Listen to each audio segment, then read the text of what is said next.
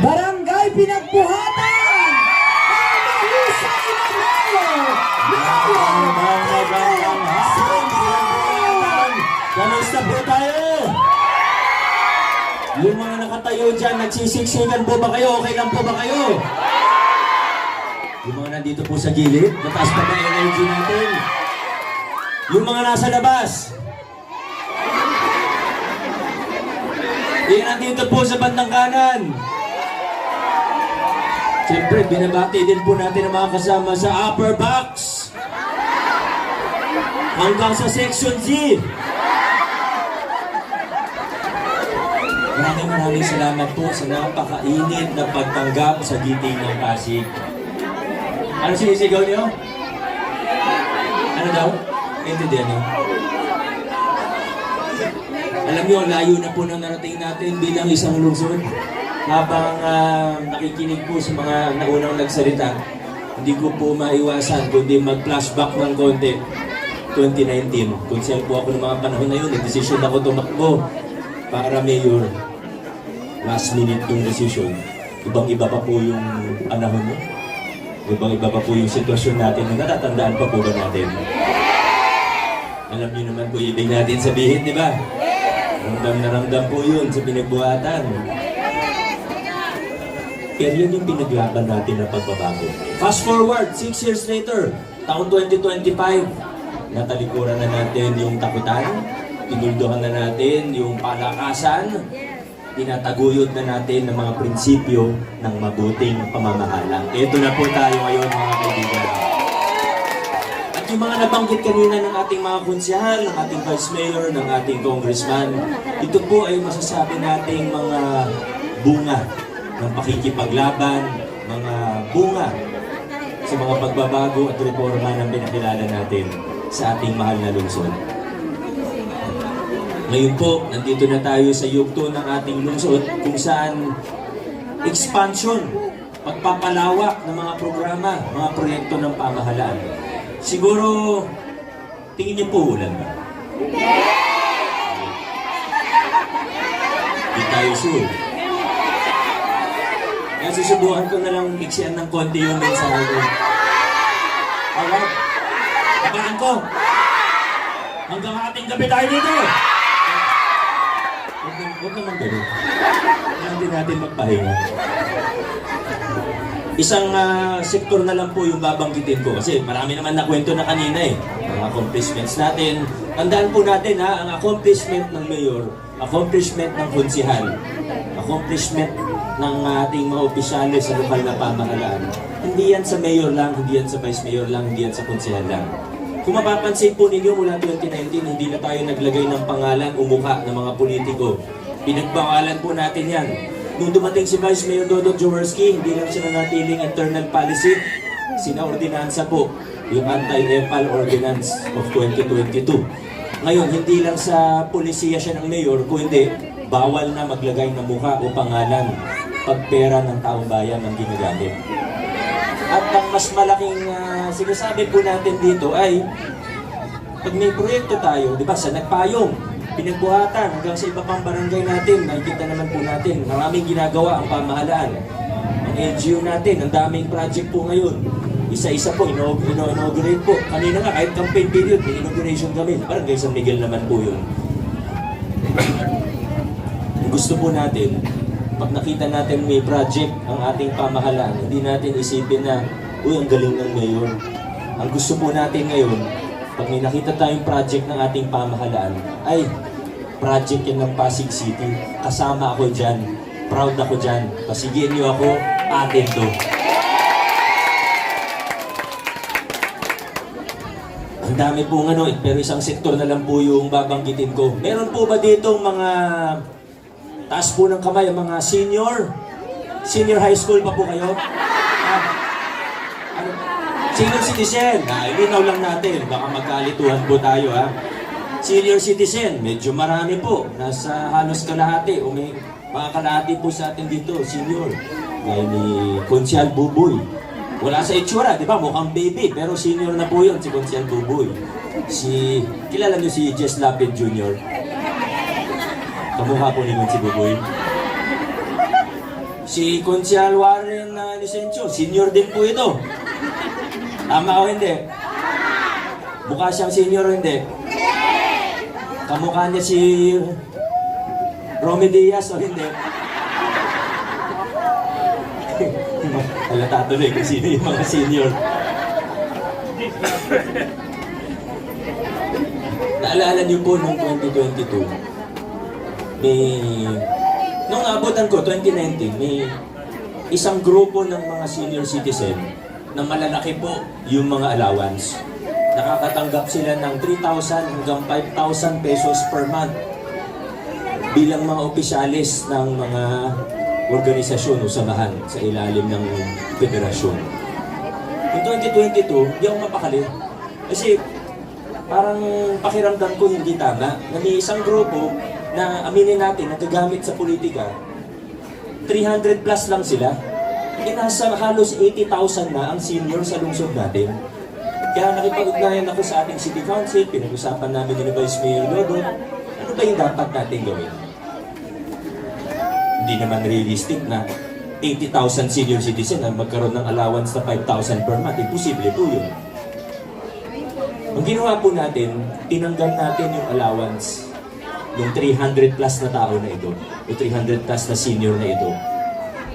Yung iba sa kanila naintindihan naman po kung bakit. Pero may ilan na nagalit. May ilan na hanggang ngayon nagtatampo po sa akin. Pero alam nyo kung bakit natin tinanggal yung allowance na yun? Tinigil natin yun kasi more than 20 plus million pesos per month din yun, napakakonti ng nakikinabang. Sa halip na iilan lang ang may allowance, ang ginawa po natin, naglunsad tayo ng bagong programa ng lokal na pamahalaan. Ito po yung tinatawag natin ngayon na Local Senior Pension. At sa Local Senior Pension, basta wala ka pang ibang pension, meron kang 500 a month or 1,500 pesos per quarter mula sa lokal na pamahalaan para sa mga 65 years old pataas. Alam niyo po kung ilan ang benepisyaryo ng ating local senior pension ngayon? Nasa more than 20,000 senior na ang ating benepisyaryo. Meron po ba rito? Kung okay lang pong nanuin, may benepisyaryo ba dito ng ilan po? So, imbis na 300 lang yung nakikinabang sa isang programa ng pamahalaan, bakit gano'n? Ngayon, more than 20,000 ang nakikinabang. Mas maraming natutulungan at mas nangangailangan pa yung mga nakikinabang. Pero hindi pa tayo tapos. Narinig din yung mensahe ni Vice Mayor Dodot. Naglinis tayo ng pamahalaan. Bumaba ang korupsyon.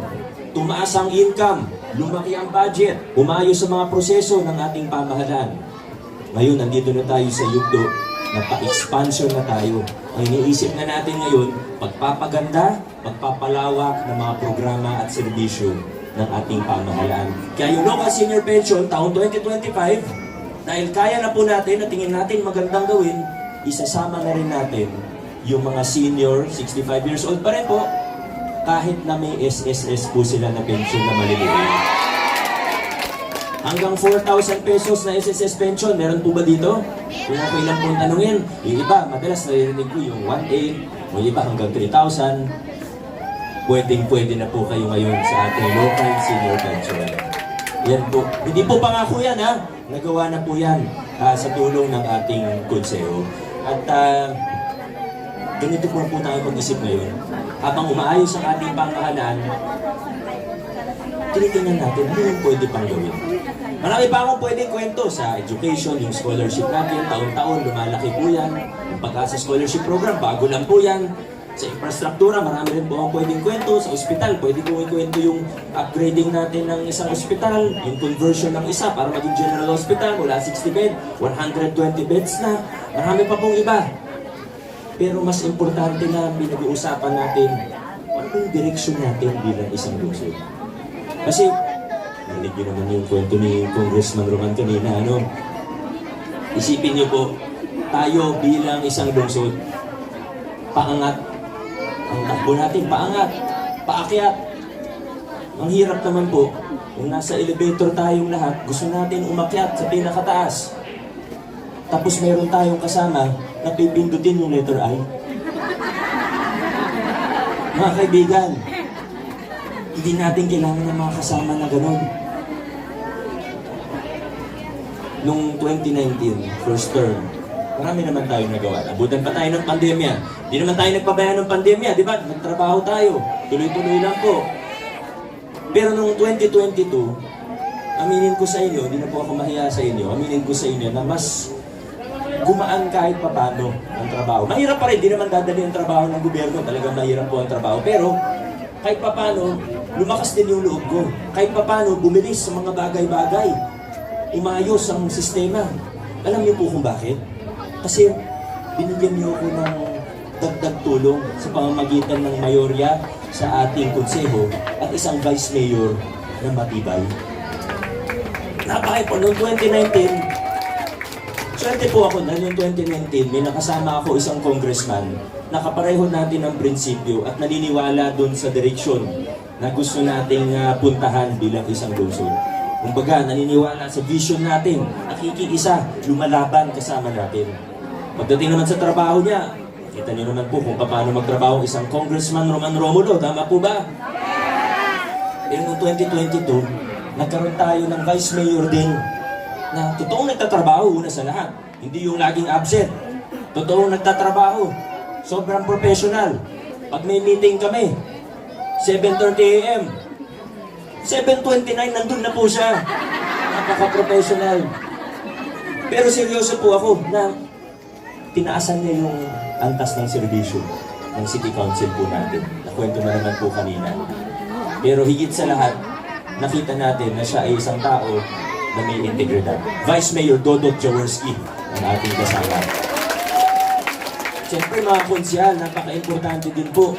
Kahit anong galing ng presiding officer o tagapangasiwa ng City Council, kung hindi naman kasama o kung iba yung gustong gawin ng mga konsyal, di pa rin pwede. Mahirap pa rin po. Hindi naman pwede. Isipin nyo, gusto natin maayos na pamamahala, tapat na pag-gobyerno. Gusto natin, pag may mga kontrata, walang kickback kahit isang piso. Pero na-experience ko na po yan, noong 2019. Maganda gusto gawin natin, maganda direksyon. Tapos mababalitaan mo, may isang dyan, nangihingi ng porsyento sa kontraktor. Hirap lang huliin, di ko lang ma-check po na ma-trap yung mga yun. Pero sa totoo lang, ang hirap po, parang sinasabotahe ka. Kaya kailangan yung mga kasama natin. Meron po ba ditong mahilig mag-bingo? Ayaw umamin. Di ba sa bingo, pag yung pang-malakasan na, yung lahatan na, blackout. Pag sinabing ganun, tapos may kulang na isang number, pwede ka bang manalo? Ito wala. Baliwala lang yun. Baliwala lahat ng number kung may kulang na isa. Sana po, ngayong 2025, kasama po natin hindi isa, dalawa, tatlo, apat, o lima lang sa District 2. Sana lahat po kasama natin. Vote straight. Dito ng Pasig. Dire-diretso na po tayo sa lungsod ng Pasig. Yung iba gustong bumalik sa lumang kalakaran, gustong bumalik, gustong umatras, pabalik sa mga lumang kalakaran. Siguro kasi mas nakikinabang sila sa mga lumang kalakaran. Yan na natin kailangan maging genius. Para isipin kung bakit, di ba? Yung iba, langit at lupa, pinapangako sa atin. Hindi nga lang langit at lupa, pati ibang planeta, pinapangako na rin sa atin. Buti na lang ang Pasigin nyo, mapanuri, matalino, nag-iisip, hindi madaling bolahin. Sa lungsod ng Pasig, hindi na po tayo liligo. Mas lalong hindi tayo u-turn o mag-reverse pabalik dun sa mga lumang kalakaran. Sa lungsod ng Pasig, dire-diretso lang po tayo. Maraming salamat. Pinagbuhatan. God bless Pasig City. Muling iboto ang number 4 sa balota, Mayor Vico Soto! Dave Straight, Giting ng Pasig! Maraming salamat po sa mga taga-pinagbuhatan. Thank you po sa inyo. God bless po sa ating lahat.